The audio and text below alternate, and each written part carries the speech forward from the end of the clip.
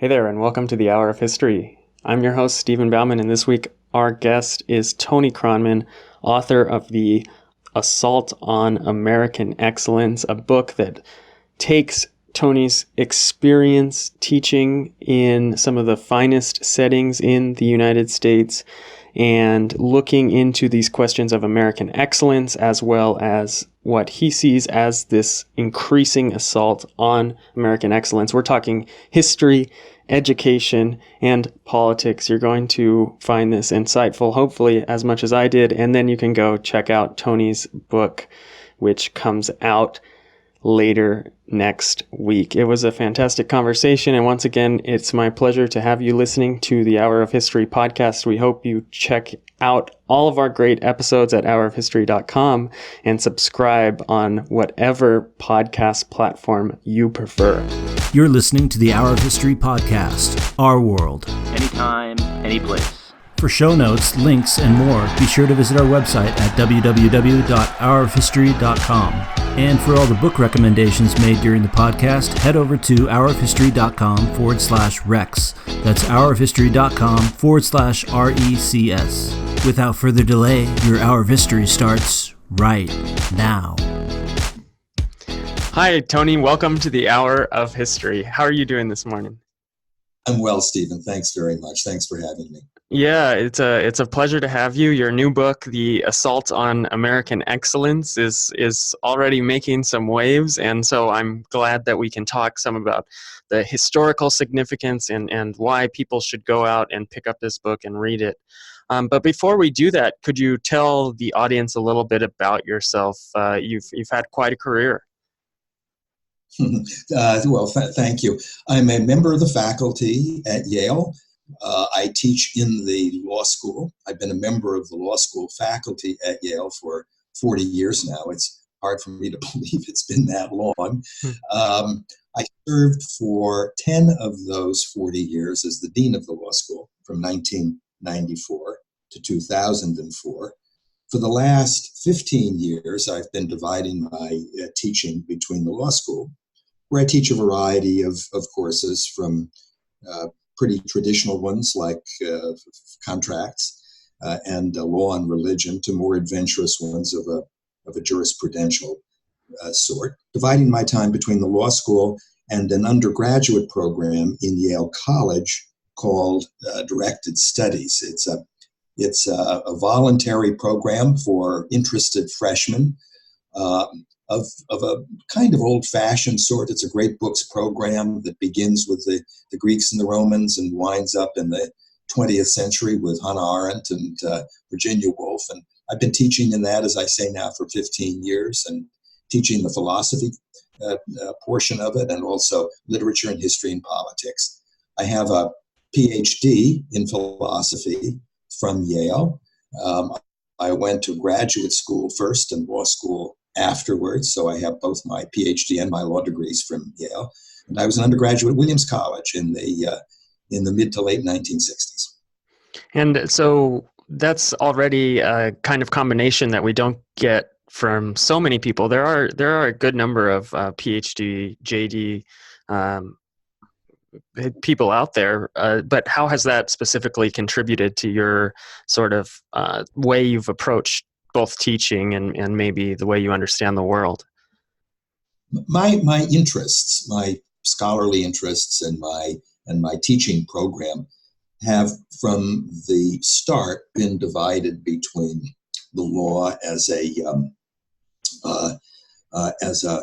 an independent discipline on the one hand and philosophy on the other. And I've been very fortunate to be able to teach at institutions, the University of Minnesota, then the University of Chicago, and now Yale for the past 40 years, that have allowed me to divide my teaching time between these two disciplines. So a pretty typical semester for me would be teaching the introductory contracts course to incoming law students and a seminar for advanced students on Aristotle's Nicomachean Ethics. And some of my colleagues think that's a bit schizophrenic, but I've always found it rewarding and refreshing to be able to go back and forth from one to the other. And I think if I were required to do only one all the time, I'd get a little restive and maybe even bored. So being able to do both sorts of things consistently year in and year out has been for me a godsend. And was it the study of philosophy that brought you to law, or what is it that makes you interested in law?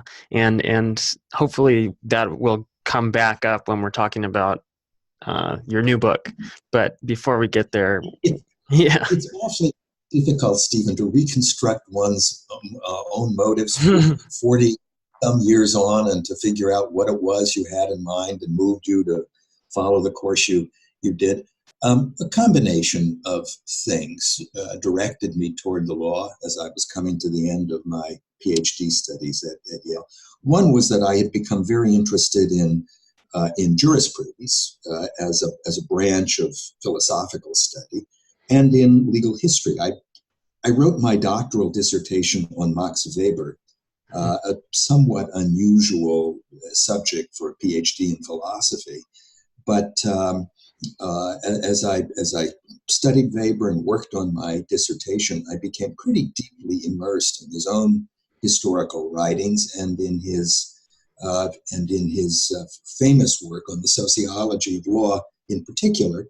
And this deepened my curiosity about law, and so I wanted to continue to pursue that. And receiving my PhD kind of brought me to the end of my program of study in the philosophy department.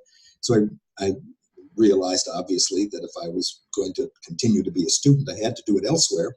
And the law school, which was right across the street, seemed like the natural, the ideal place to do that. So that was one motive. Another was that I had been immersed in, lost in the study of the classical philosophical texts, from Plato and Aristotle through Kant and Hegel, on up to Heidegger and Husserl and Wittgenstein and others for 4 years at that point. And I was eager to touch the ground and do something that would bring me a little closer to the realities of human life and its travails. And the law was appealing for that reason too. Though I have to say, when I made the shift and began my legal studies the fall after I completed my PhD, the transition was a bit of a shock. And I kept thinking to myself as I was being forced by my teachers to pay attention to the excruciating particularities of the cases that we were studying. I kept thinking, when are we going to get to the grand principles? When are we going to talk about the philosophical foundations of things? And we never quite got there. And I realized at some point that that's not in the cards if you're studying law in the way lawyers learn it. And I eventually not only made my peace with that, but came to relish and enjoy the study of law for its own sake, and was as happily lost in the labyrinth of the law as I had been in the labyrinth of philosophy during my time as a graduate student. And so, those two passions of mine have remained in place over the years, and I've been able, as I was saying before, very, very luckily, happily, to gratify both of them pretty much simultaneously right along by teaching courses of a philosophical nature and those of a more straightforward doctrinal legal kind. I love my contracts course. When I teach it, as I do most years, I get way down into the weeds with my students, and there's nothing more satisfying for me than introducing them to the delicious maze of contract law, Anglo-American contract law, as it has evolved over the years. That's I Sorry, had my seminar. just definitely a phrase that I haven't heard before. The delicious maze of contract law. Wonderful. It's just absolutely. It's thrilling, and I'm so eager teaching the subject for my students to feel the wonder and the pleasure of it. But then in the afternoon, I have my seminar on Spinoza or whatever it is I'm teaching. I just finished teaching a year-long seminar at the law school this past academic year, which was somewhat facetiously titled Aristotle in Abraham's Tent.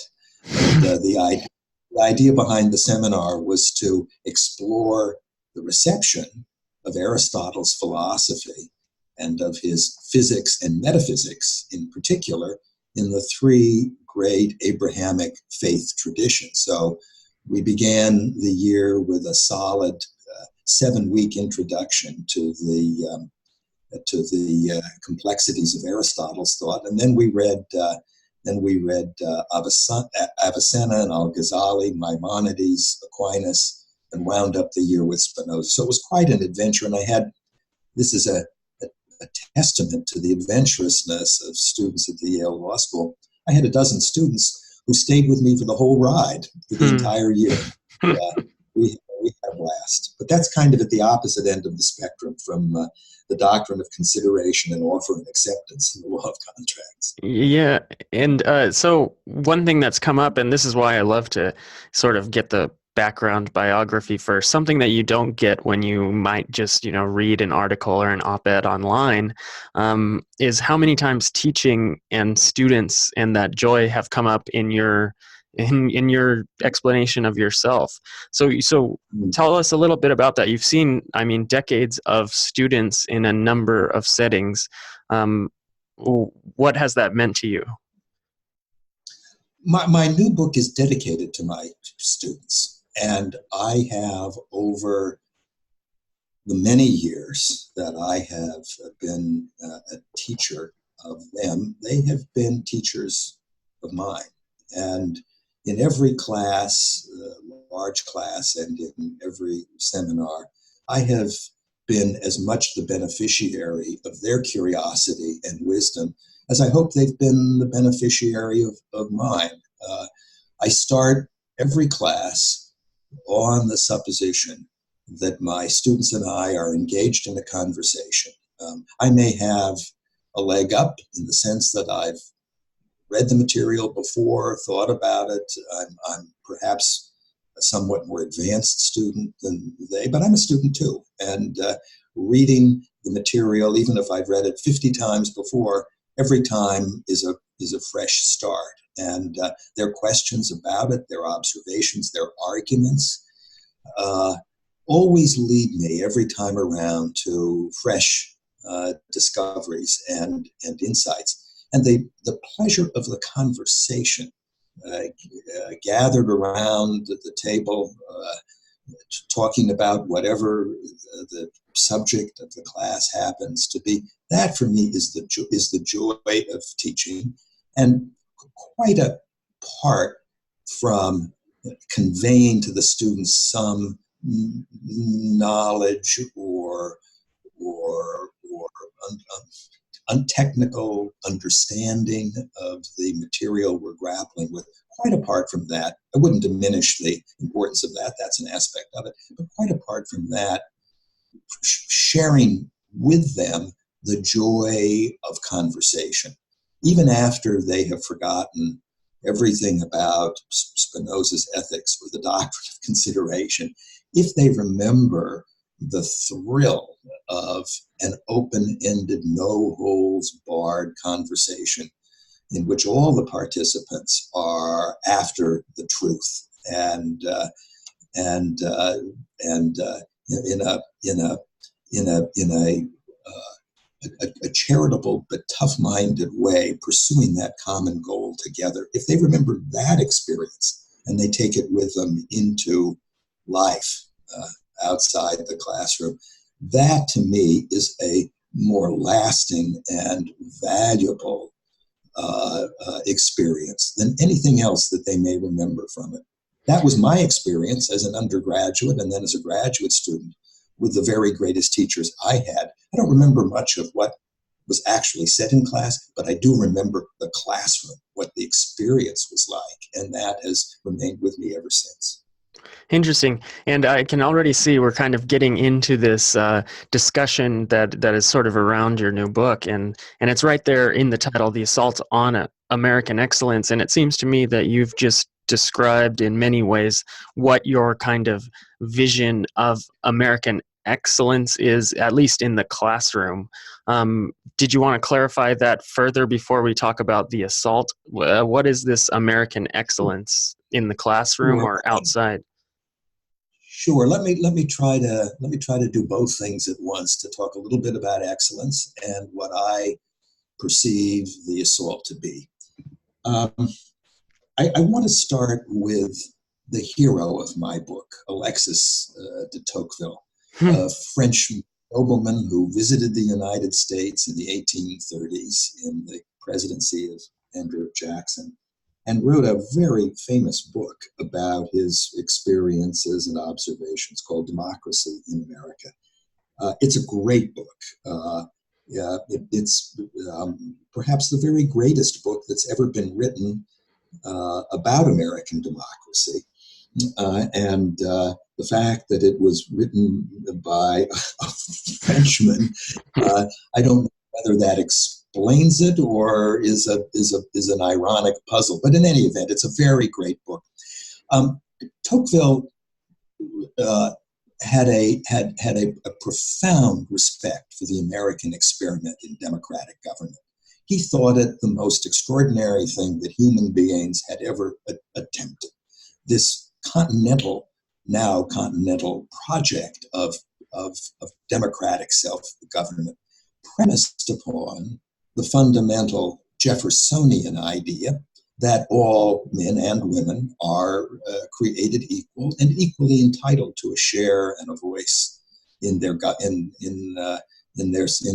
self-government. A profound idea, a magnificent project. Tocqueville thought the world of it. But he was sharp enough to see that our American democracy has its defects, even one might say its pathologies. And among these are two in particular. One is its tendency, just by virtue of the emphasis it places on the principle of equality, to level down or flatten out the distinction between what is great, distinctive, enduringly valuable on the one hand, and what is ordinary, common, or coarse on the other. And secondly, to discourage independence of thought, or to promote what Tocqueville called the tyranny of majority opinion. This is a very important idea in Tocqueville's estimate of American democracy. Our democratic habits encourage us to kind of go with the flow and to think the way other people think, because it saves us the time and effort and spares us the risk of having to make up our own minds for ourselves. So these are dangers that come with our democracy itself. They can't be avoided if you want to have the democratic way of life. We do, and of course we do want to have it. So what's to be done? Well, Tocqueville's thought was the best counterweight to these undesirable characteristics, the best counterweight is the preservation and protection of islands of or even anti-democratic sentiment within the larger democratic order, of institutions and programs which are devoted not to the promotion of equality, but to the advancement of the ideal of excellence instead. And among the institutions that he mentions in this regard are our colleges and universities, which are not, so far as their internal life is concerned, democratic institutions. They may and should, in my view, be very careful in deciding who to admit to take into account the fact that some among their applicants have not had all the advantages that others had, and perhaps to equalize the opportunity which an admission to one of these institutions represents, to level the playing field a bit. That's a pro-democratic or pro-egalitarian ideal. But once students are admitted, they are admitted to an enterprise which by its nature is not democratic at its heart. It's devoted to the protection and advancement of excellence in a whole wide range of different disciplines, and also to the promotion of what might be called excellence in living in general, to the advancement of the work of being a human being, which is something separate and apart from being an expert, an accomplished expert in one discipline or another. And in addition to that, most importantly, I emphasize this in my book, our colleges and universities are committed to the pursuit of the truth in every discipline, in every branch of inquiry. And the truth is not itself a democratic norm or a democratic value. We don't decide what the truth is in any field, whether it's mathematics or philosophy or history, by a show of hands, by taking a roll call vote. What people think about the truth and how they would vote their conception of it, that may be a starting point in a discussion, but it's never a measure or standard by which we decide what is true and or truer and what isn't. I don't mean to suggest, certainly in a discipline like history or philosophy, that the truth is always crystal clear, and that after a brief discussion, everyone will come to agreement about it. What is the correct judgment, for example, about that extraordinary period in American history that we call Reconstruction, 1865 to 1877, roughly. Was it a catastrophic failure? How should we judge, evaluate the behavior of the great actors in that drama? There's no simple, clear answer to that. But the pursuit, the shared pursuit of some common judgments about it is what a course on Reconstruction ought to be aiming at. The assault on American excellence, what the word assault in the title of my book refers to is the intrusion into the inner life of our colleges and universities, into their own internal culture of an increasingly extravagant and demanding spirit of egalitarianism and democratization, and an insistence that the practices and habits and institutional arrangements of our colleges and universities be made over or reshaped in light of a democratic ideal. And that, I argue, is antithetical to what ought to be the governing norms of these institutions themselves.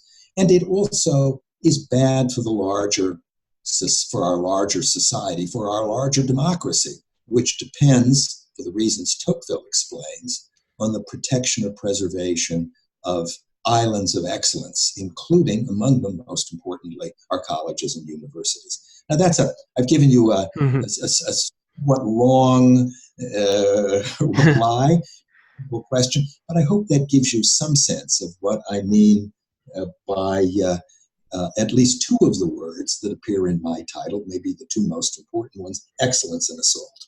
Well, and I think that's fantastic. And this is one thing that's coming from that's kind of changing a little bit with podcasts and more long form conversations, that you are given time to define your terms a little bit more. It would be hard to have a sort of discussion, or certainly I've found some struggle with the discussions in classes when people use words like assault.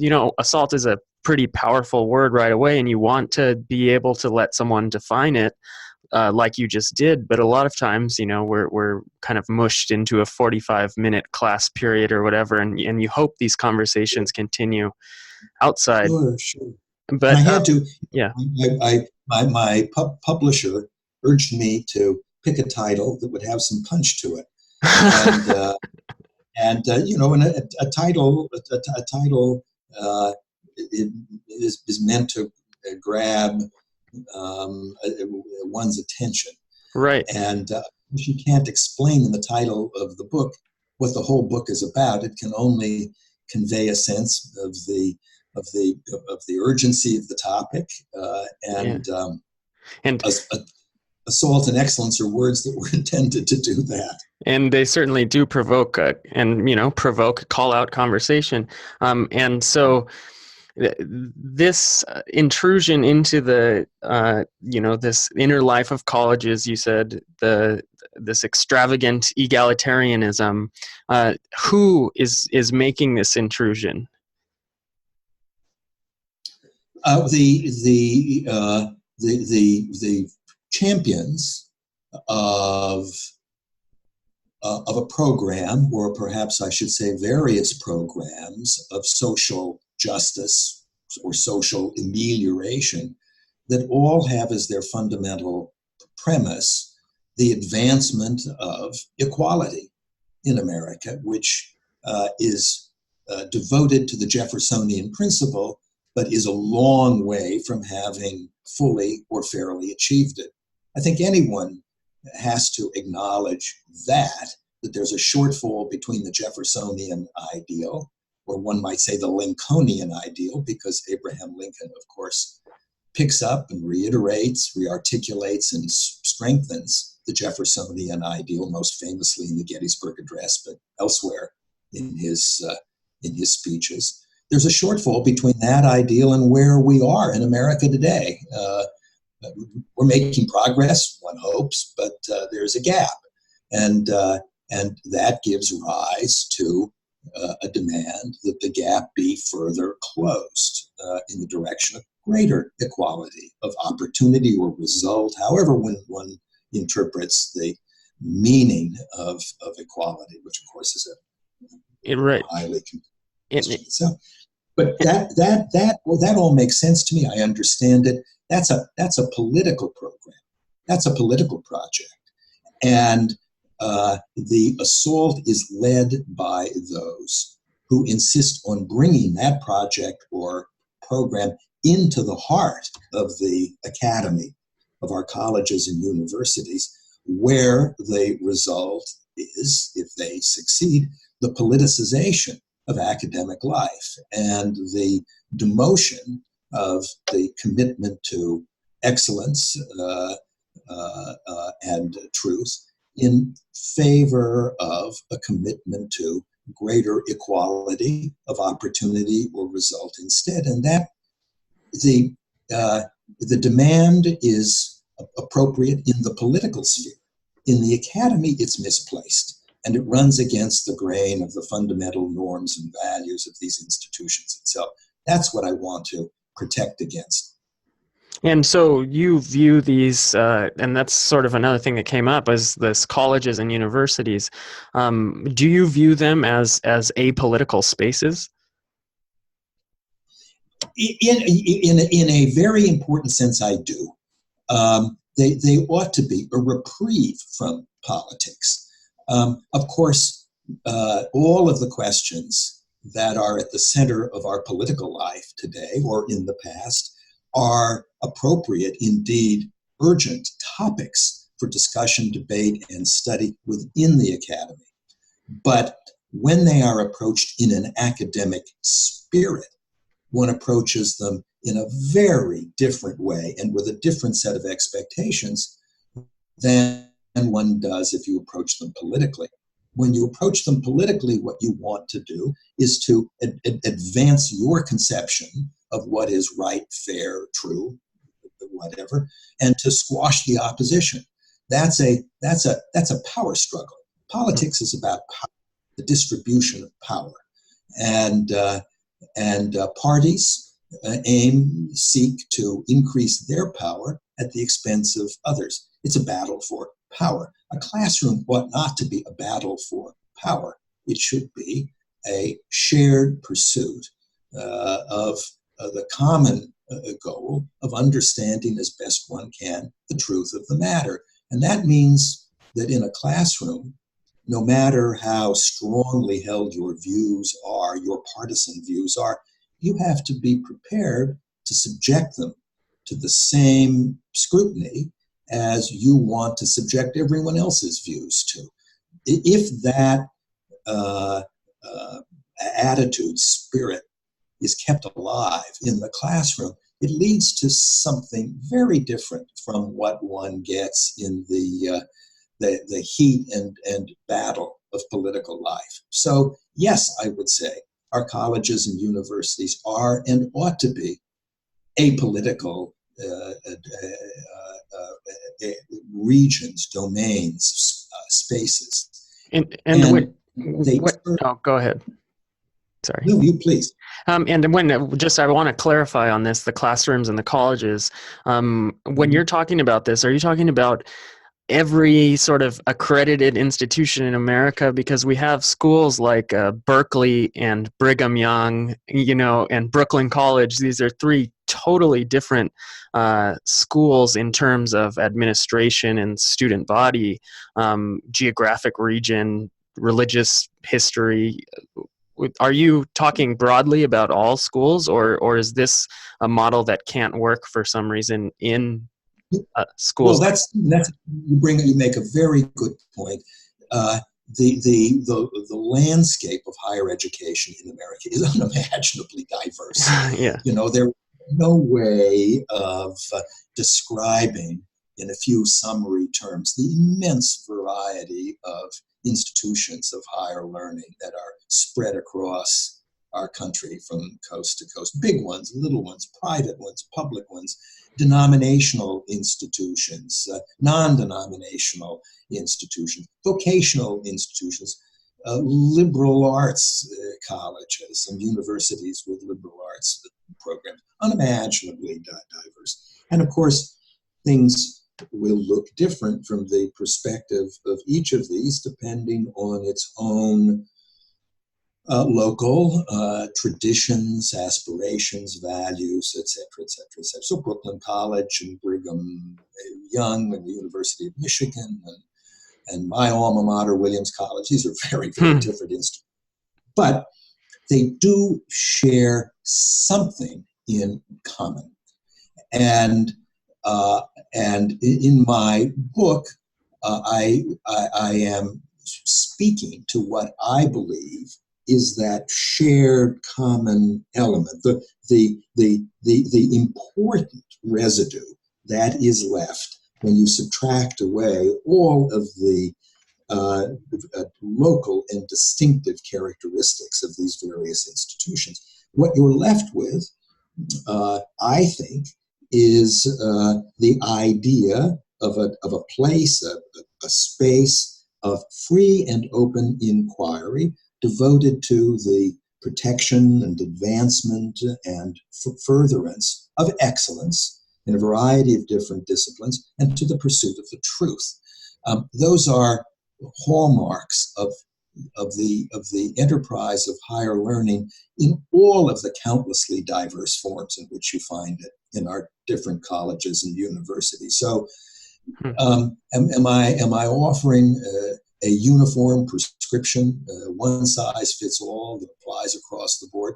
Well, that would be pretty presumptuous. But I do think there is an important common element that remains once all of the distinctive features and peculiar histories and idiosyncrasies even of these various institutions have been put off to one side. glorious that they exist. Who wants all our colleges and universities to look alike? It's wonderful that young people have a range of choices when they're considering where to go. American higher education would be impoverished if all these institutions were cut from a single cloth. But still, there is something they share in common, and my book is about that. And so we have these common threads, but I still feel, even with Tocqueville, that we have to kind of get into where this push for egalitarianism comes, and so Tocqueville is coming from France, and he's an aristocrat, and he's of the elite class, and he has sort of been through the recent French Revolution and seen the ramifications of the French Revolution. Also, in Jacksonian America, you have the Trail of Tears, the forcible removal of Native Americans. Slavery is still around. How do you sort of trace this historical change of education in America through these massive changes in society? Of course, Tocqueville was acutely aware of President Jackson's removal policy toward Native Americans, and writes extensively in his book on American democracy about the institution of slavery, and regards it as the great challenge to the fundamental principle of equality in America. And he predicted in 1836 a race war, a bloodbath. He was right to predict a war. He was wrong to believe that it would take the form of a race war between whites and blacks in the southern states. But he was acutely aware of all of this. And of course, Tocqueville, though he was an admirer of American democracy, came to Jacksonian America with his aristocratic sensibility intact. He had never lost his appreciation for the fundamental aristocratic distinction between better and worse ways of living, better and worse ways of being human, you might say, for the fundamental aristocratic belief that some human beings get further along in the enterprise of living fully and well as human beings than others do. And I want to say just a word about that. And this brings me back to excellence, and it touches on what we were talking about just a few minutes ago about which of the institutions of higher learning my message is most directly addressed to, because there is a sense, despite what I was saying before about my trying to identify a common theme that applies across the world, there is a sense in which what I have to say applies, I think, with special force to a subset of those institutions, namely those that are devoted to the liberal arts, to liberal education as an undergraduate ideal. Excellence. In one way, the idea of excellence in an activity or a discipline is completely untroubling, and everyone would concede its importance and relevance to the activity at hand. Are there excellent radiologists and automobile mechanics and students and teachers of classical Greek syntax and so on and so forth without end? Yes, of course. Everyone recognizes that in every one of these activities, and a million more that you and I could name, some do a better job than others. Their knowledge is greater, their skills are more advanced, they have a facility for the work that others don't. They are appropriately the leaders, the teachers, the exemplars, the ones whose achievements we take as a benchmark of excellence in the activity at hand. Everyone grants that. students get graded on their exams in mathematics and Greek and biology, depending on how well they do. Some are excellent students, others are good ones, some are mediocre or poor, and we have no difficulty ranking them in that way. Where people pause, and for reasons I completely understand, but ultimately think we can't or shouldn't pause, where people pause is when it comes to the application of the idea of excellence, not to this or that particular activity, but to the general, overall, comprehensive activity or work of being a human being.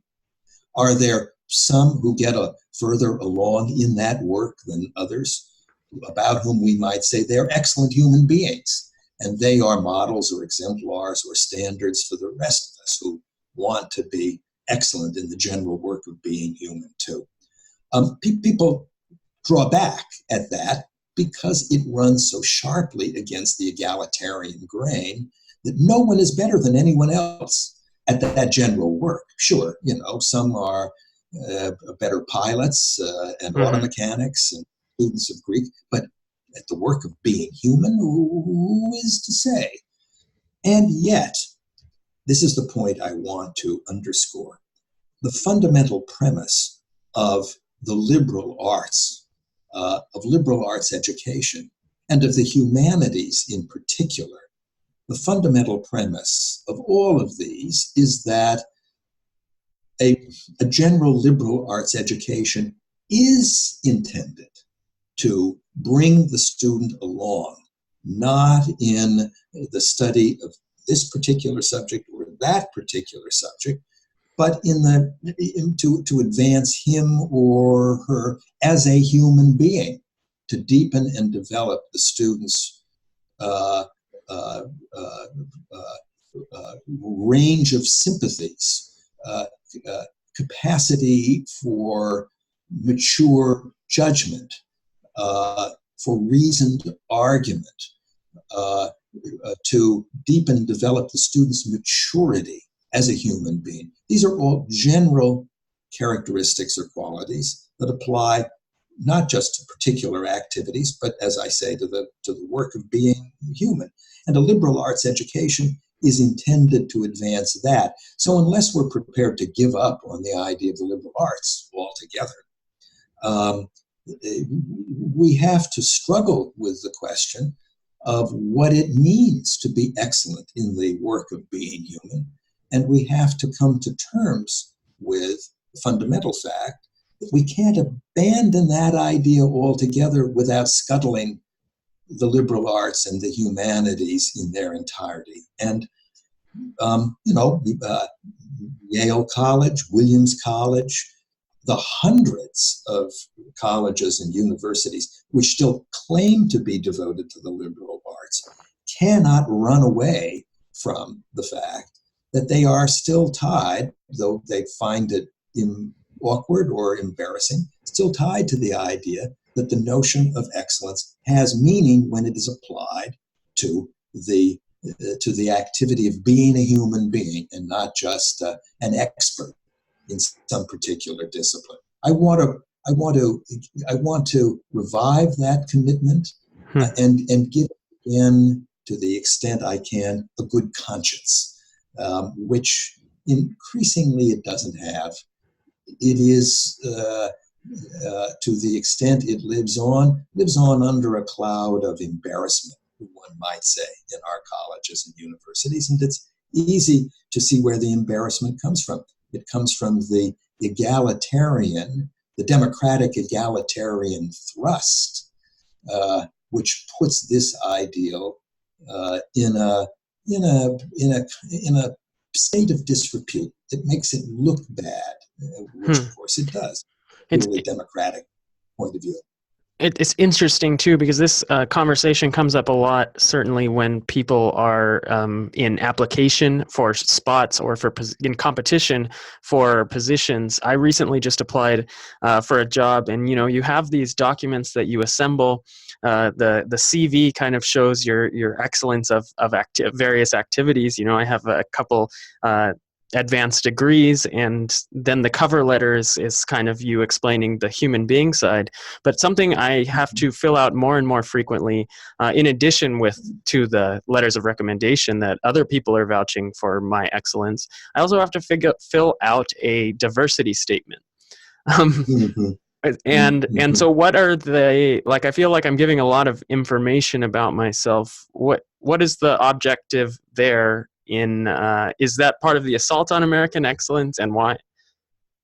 It's an expression of it. It's a symptom of it for sure. Diversity statements, which have become quite routine now in applications for faculty positions at our colleges and universities, represent a not too subtle politicization of the whole process. Appointments committees know, whether they will say it or not, that they need to make sure that their applicant pool first, and then finally the candidates they pick at the end of the process have a certain demographic look, that they have the right distribution in demographic terms, which means in racial, ethnic, and gender terms.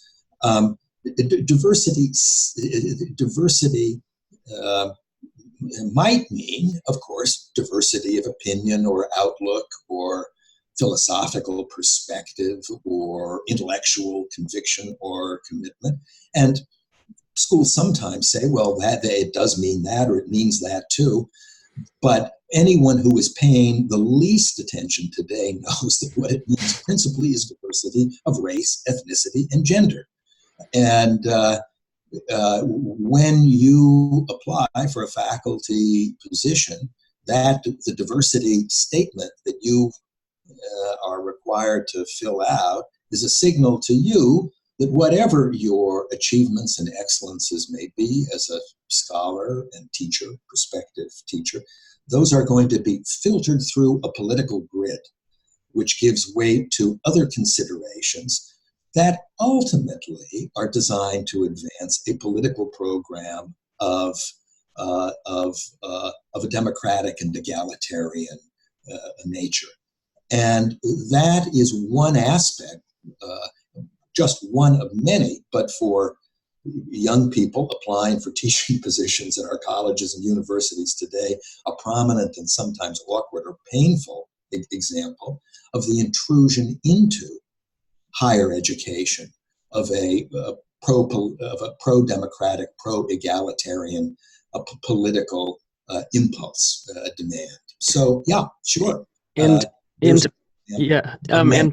and you had that the op-ed on the Wall Street Journal that sort of gives a taste of the book, and it was focused around this diversity, and mentions in the New York Times and things like that, and there's been a lot of response already, even though the book is being released next Tuesday. Can you talk a little bit about the response? Because I would imagine these people who are using the diversity statement as a political tool argue that egalitarianism is what we ought to be aiming for in the academy. What we ought to be aiming for, but not in the academy. I'm with their egalitarianism, pretty enthusiastically. I count myself a moderate liberal. I'm somewhere in the center of the Democratic Party, if that center still exists. It seems to be an increasingly thin edge, in danger of disappearing altogether. But I think of myself as a moderate Democrat toward the middle of things. I supported then, and I support today still, programs of affirmative action in higher education, which give a boost, a modest boost. How far one goes in this direction is a difficult question, for sure. Support a modest boost to applicants from disadvantaged groups that have traditionally been shut out from a fair opportunity to compete for these scarce and valuable spots. So I'm an egalitarian when it comes to that, but I'm not an egalitarian when it comes to the internal life and work of our colleges and universities themselves. Their job is not to promote equality. They are not in the business of advancing social justice. They are institutions whose own internal norms and values are directed toward and devoted to a very different set of values instead, the ones that I associate with the concept of excellence and truth. And I think these are damaged and compromised when they themselves become subject to the egalitarian demand for further leveling within the institution itself. And, As to, yeah. I think the book is likely. I mean, I'll have plenty of critics for sure. And I may end up as a party of one, defending my views against those both to the right and the left. My critics on the left, I can kind of predict where they'll be coming from, and it will be along the lines that you were describing just a few minutes ago. But I have critics on the right too. I got a number of emails in response to my Wall Street Journal piece from people who said, well, I enjoyed your piece, I agreed with it, but why did you have to take that unnecessary swipe at President Trump? It just seems out of place, and you were engaged in a little bit of virtue signaling yourself. Maybe you had to do it to maintain face with your Yale colleagues, et cetera, et cetera. But couldn't you just have left that out? And President Trump is no worse than any other politician when it comes to telling the truth, et cetera, et cetera. I'll have plenty of critics on the right who find it awkward or uncomfortable that my worldview is not completely consistent with theirs. That I am an academic conservative, but a political liberal of a moderate kind. And they want me to be all of a piece. And I'm not all of it.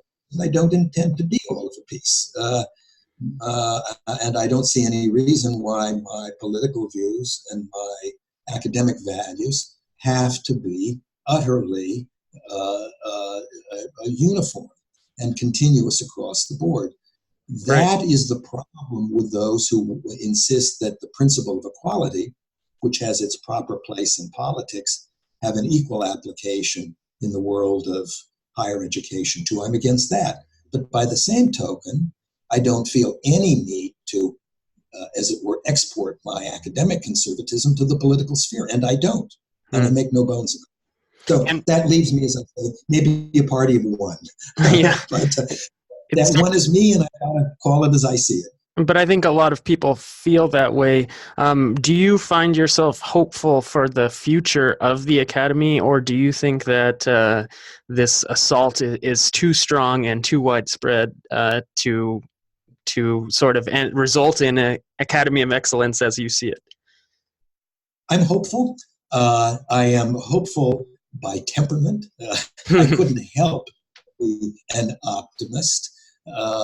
That's just who I am. You know, I have written some books with gloomy titles and argued a gloomy line. But anybody who knows me knows that I am not a gloomy person. And this book is really no exception to that. I think that on campus things have swung pretty wildly in one direction for the last half dozen years or so, and we're due for a significant correction.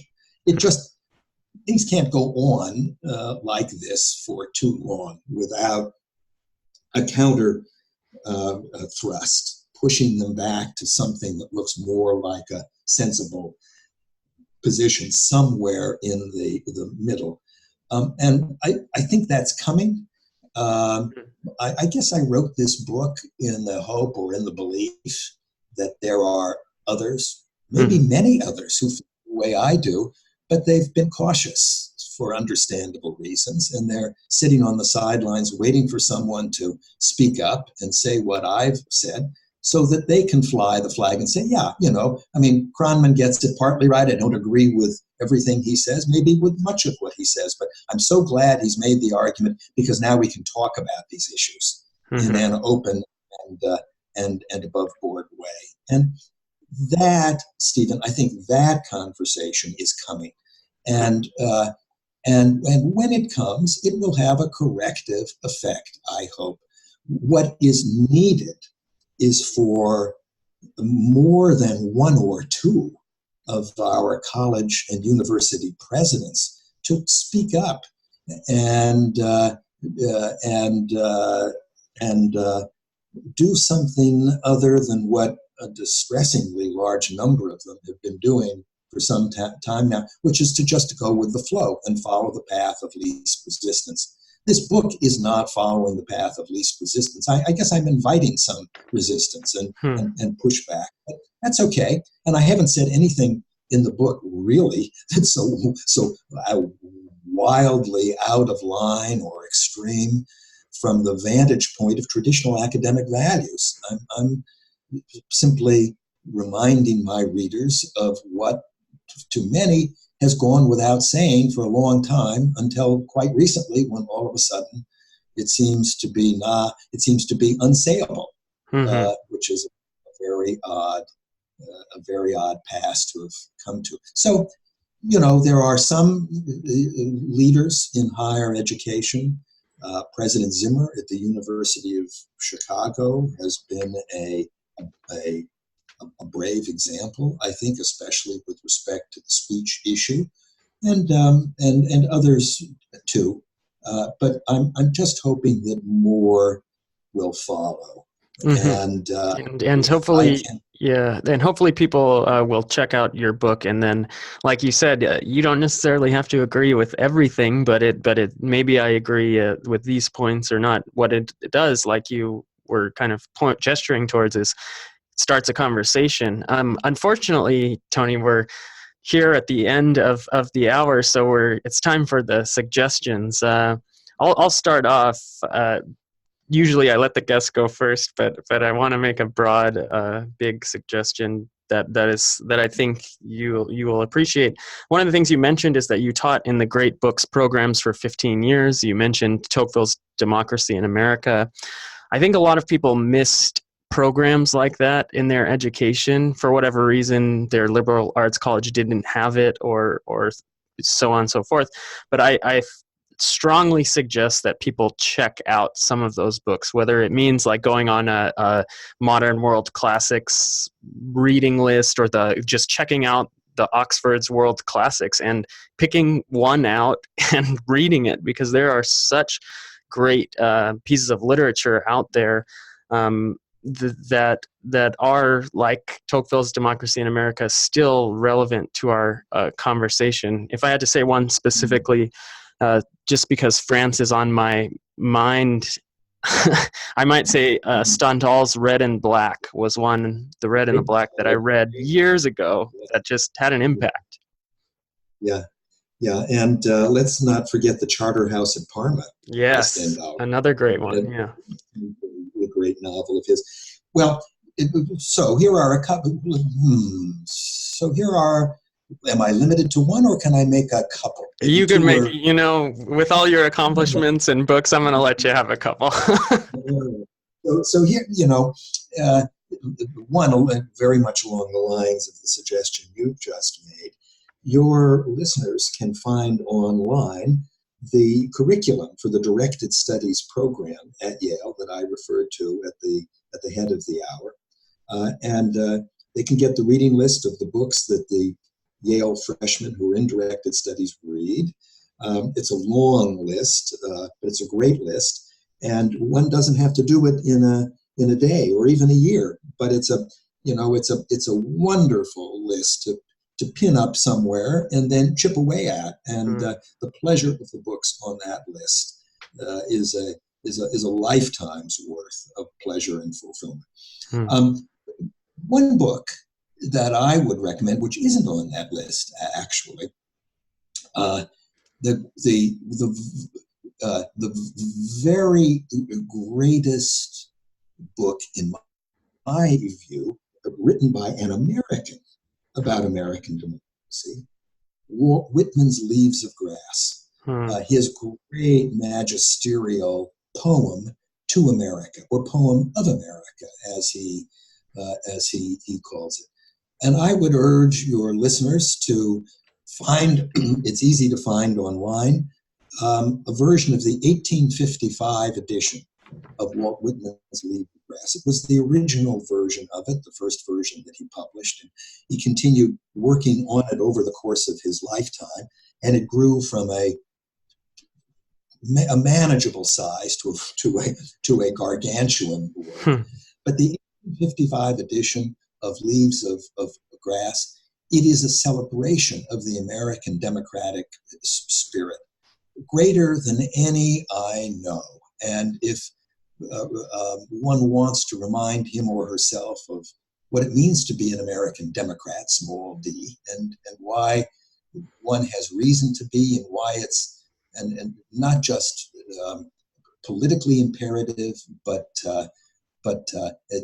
aesthetically and spiritually honorable and noble to be an American Democrat. Walt Whitman's Leaves of Grass is a place to start. And then finally, I guess I would say, if you have the time, here we are in mid-August. It is the season of what does Yeats call it in his Ode to Autumn? Mellow fruits and fruitfulness. Like that. Things are ripening all over the place. Pick some fruit or buy some fruit and make a cinnamon cobbler.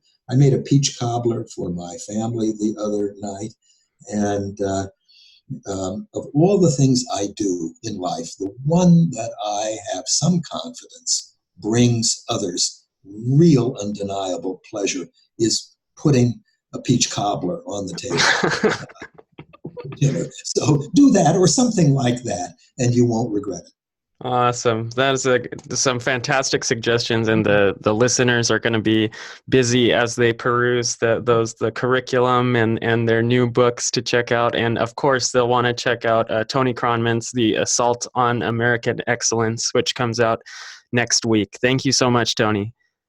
Thank you, Stephen. I've enjoyed our conversation. It's been a pleasure. On Hour of History, it's our world, anytime, any place. So long. Thanks again for listening. Don't forget to check out our recommendations page at hourofhistory.com/recs. That's hourofhistory.com/RECS. There you'll find links to the books mentioned during the podcast, and if you choose to purchase one, you'll be supporting the podcast in the process. And if you still haven't gotten your fill of the Hour of History, make sure you head over to the Hour of History blog, found at hourofhistory.com/blog, with articles being released fairly often on topics relating to those covered in the podcast as well as others. With that, we conclude this episode and hope to have you back for the next one. Take care, and again, thanks for listening to the Hour of History podcast.